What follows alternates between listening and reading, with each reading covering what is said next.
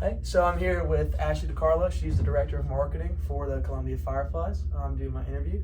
How you doing today? I'm good. How are you? I'm doing good. I'm enjoying the weather. Like Yes. I said, Yeah, we're dressed very differently. Absolutely. Yeah, I'm kind of making a mistake this morning. Are you from here? I'm from North Carolina. Okay. So yeah, I know you're from Maryland. I'm actually, if you get on 95 to get here, I'm in Rocky Mount. Oh, okay. Yeah, so Okay, not cool. far at all. Yeah. Yeah. I know you're a Capitals fan. You looking for the game tonight? I am. Yeah. I get way more involved when it comes to the playoff season. Mm-hmm. But yeah, super excited about Absolutely. Yeah, I think you'll get Detroit. I think it'll be a good one. Yeah. I'm a Hurricanes fan, so Oh, okay. it's a good time to be alive. Yeah. Absolutely. Yeah, y'all are good right now. Yeah. Absolutely.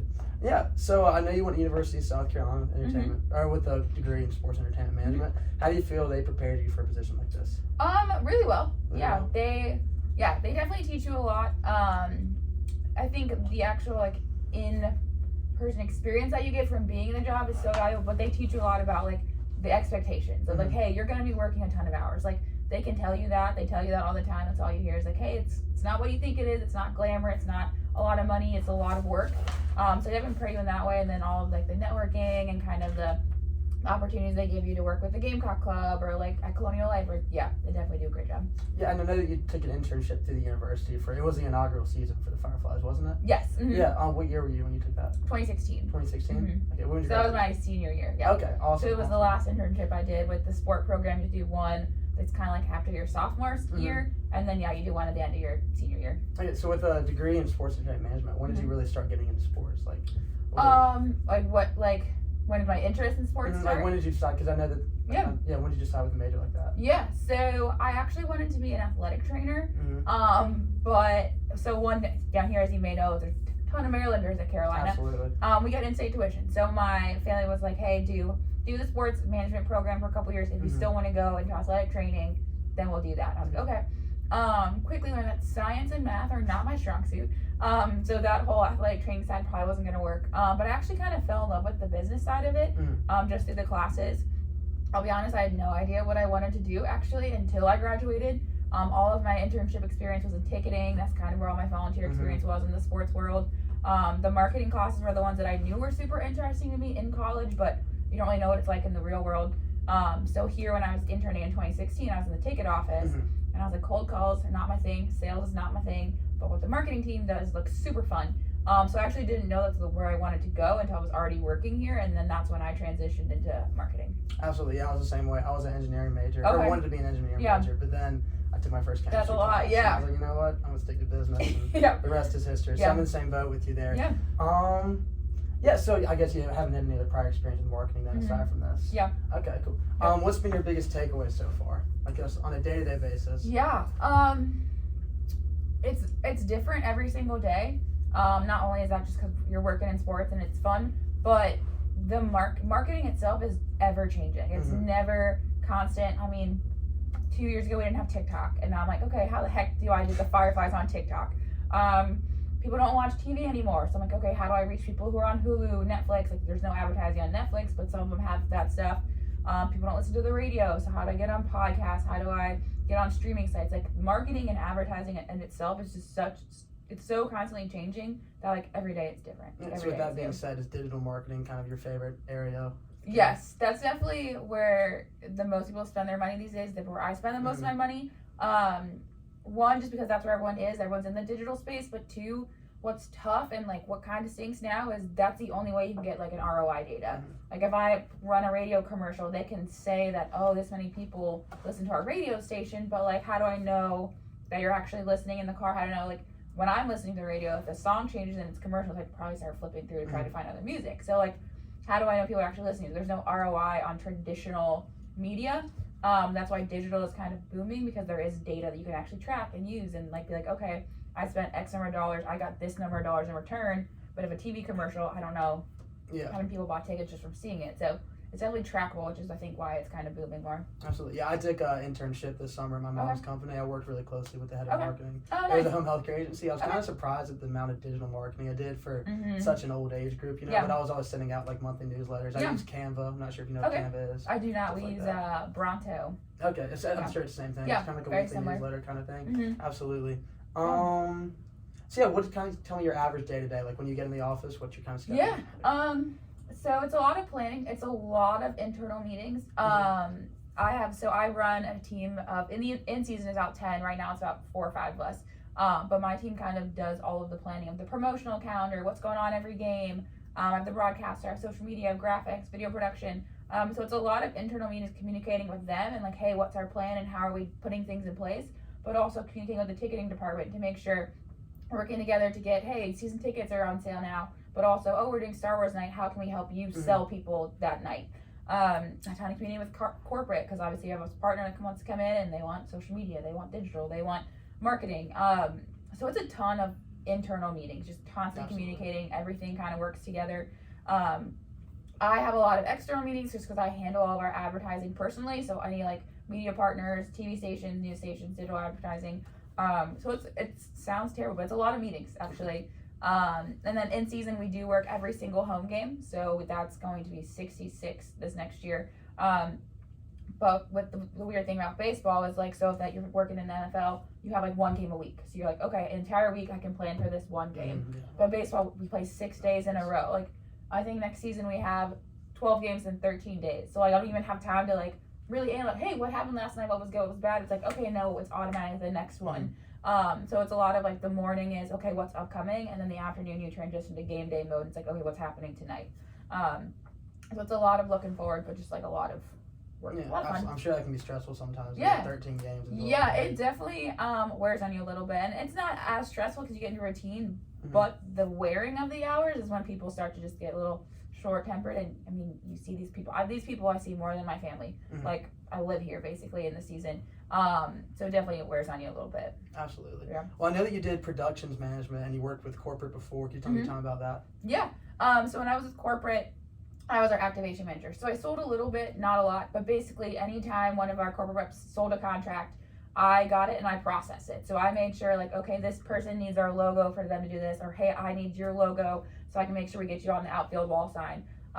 So it really was just me activating the contracts of, okay, this is what marketing needs to know for their promotion. This is what ticketing needs to know because there's tickets in their corporate contract. I had all the relationships with our local, local partners, like local installers in a sense. Like I'm the one who coordinated all the signage in the ballpark. So anything there was new signage, I worked with the person who was installing it.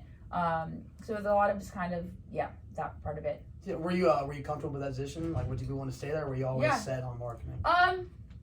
It was definitely comfortable. I am a very organized person when it comes to work. Like I loved the organizing and the coordinating and the scheduling of it all. The sales part wasn't my strongest suit. It was better than ticket sales for me because it was more creative. So it was like, okay, tell me what you want to do with your brand. Okay, we could do this, and this. So it wasn't uncomfortable for me, but it also wasn't my favorite thing I wanted to do. But yeah, it was okay. What are some average difficulties you might face on a normal day? Well, that's a good question. I think the biggest thing that I struggle with is like I'm a planner.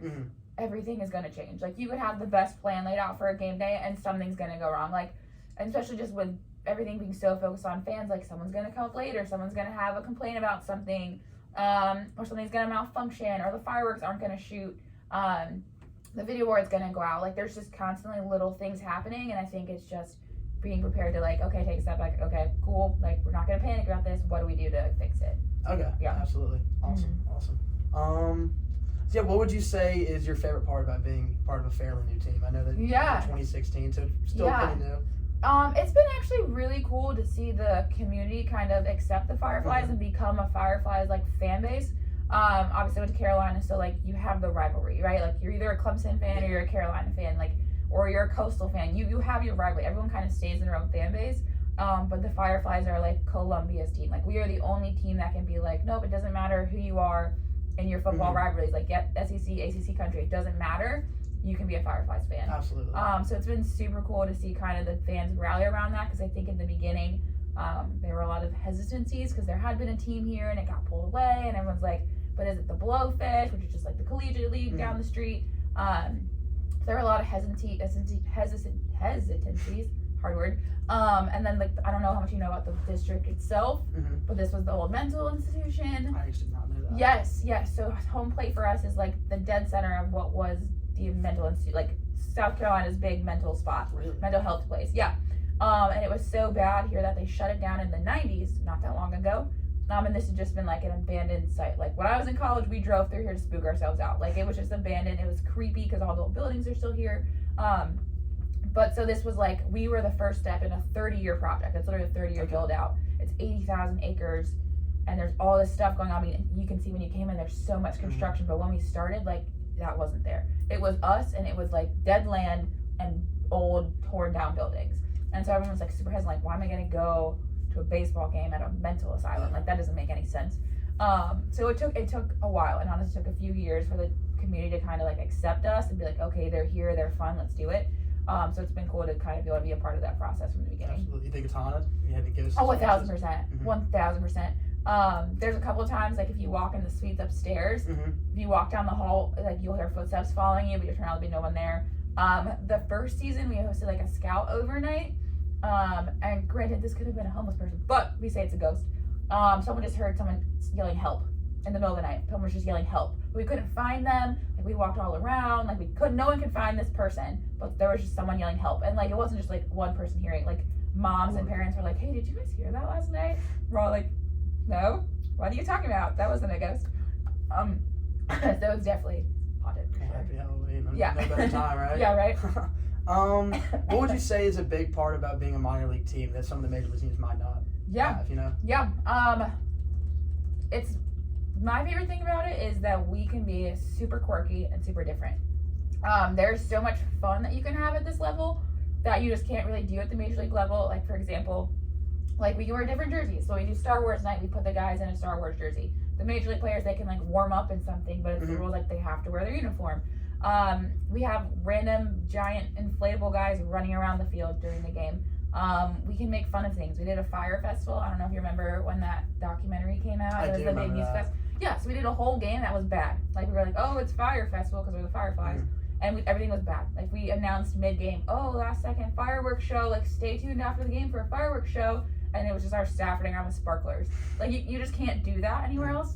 So that's one of my favorite parts. And then the other thing too is I think it's just because we operate as a small business in the sense of like our staff is the staff that you see. Like I'm at every single game. I'm at guest services. Like it's not like a game day staff member or someone like, and even our game day staff, they work all the games. So we just get to know our fans on such more of like a personal level. Like I know almost every single season ticket holder, like personally. Like that's awesome. They know about me, we know about them. Same with all of our staff. You just get to know the fans more than you could at a major league level. Like if you work in ticketing and let's say for a major league team, you probably know your clients, but like you don't know like there's 30,000 different people at every game versus like us, we have 3,000 or 4,000, but like I know probably 2,000 of them by name. Like it's just something cool that is different just because we're so small. I definitely agree with you. I mean, I'm sure you know the Carolina Mudcats. Yep. I live right down the road from that. Okay, yeah. My babysitter, he was a ball boy for the team. Oh, so nice. I would always get to hang out with the players. Yeah, I got all the cards, they were autographed and everything. And as a young boy, I thought it was awesome. Yeah. So I think you're definitely right. How often do you work, or do you ever like contact, I know that y'all have a major league partner. How often do you contact the director of marketing for that? Yeah, we work pretty closely together. It's not extremely frequently, but here and there, a lot kind of at the start of the season of like, hey, you have photos of these guys because it's new guys almost every year. We are working closely with them. We did a Royals replica jersey, so we're a Royals affiliate now. That was new for this year. I don't know if you know, they have their baby blue jersey that everyone loved. So we were like, all right, let's do it. So we did a baby blue Fireflies jersey, threw the Royals logo on it, got their approval for it, and that blew up here. Like people loved it. We try to work closely on them, like for events for season ticket holders. So like we're doing technically we're not supposed to be doing this, but we're doing a World Series watch party. And I was like, hey, we're doing like a mystery ball where they can give us $10 and they get a random bag with an autograph ball in it. So I reached out and I was like, hey, do you have any autograph balls from the big league guys that we can throw in there? Kind of constantly working with them just to like help elevate our experience for our fans. And then also like we want our fans to know the guys. Like granted it's a new team every year, but like we want them to feel like they're a part of the Royals family. And the Royals really want us to get our guys in the community. So that's one of the other big elements is like they are constantly like, okay, we need your guys to do one community event per homestand. So we work with them to be like, okay, what Royals communities, like organizations do you have that are in Columbia? Like Whit Merrifield, for example, played at Carolina, plays for the Royals. His big charity is the Ron McDonald House. Okay. And so there's one like right literally right there. Yeah. So it's like finding those connections and how we can all work together to create one kind of integral community. Is probably the biggest thing we do with them. Where do you stand for this World Series? Where do you stand? I gotta go Braves. Absolutely. I gotta go Braves. I can't watch the Astros win. Anyone but the Astros at this point. Fair enough. Yeah. Fair enough. Yeah. What advice would you have for like a student in my position or a student at university kind of looking to get into this position, you know? Yeah. I think the big thing with sports is what's tough is like everyone wants everyone to have a ton of experience in the industry. And as a student, like that's hard. Like you're in class. Like I had to work through college, so like I couldn't go and get full-time internships all the time like some other kids did. But what I would say is I would volunteer as much as you can, because that's going to be just like a weekend out of your time or an evening at a basketball game. Like the Gamecock Club is always looking for volunteers. Like you can go work in marketing one day, food and beverage. You can volunteer and learn so many different parts of the industry, and that's going to look so much better on a resume than like even if you just did one internship. Like having so much experience I think is just as valuable, but you don't have to go and do a full-time job. Like I think a lot of people are kind of intimidated by that, and they're like, this kid has an internship at ESPN, I can't get that. Like, yeah, only one kid, like that's hard to get, but you can equal that by putting in so much time just volunteering and learning, because then it shows that you want that and you're committed to it. Okay. How often do you hire out of the university? Pretty often. We work super closely with the special sport management program. We're kind of branching into the broadcasting program a little bit.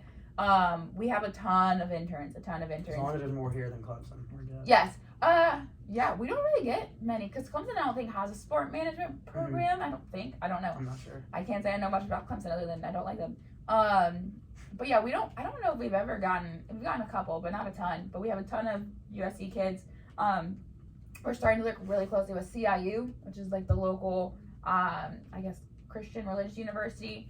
We're trying to get in with like Benedict and Claflin and Orangeburg and South Carolina State and all that stuff.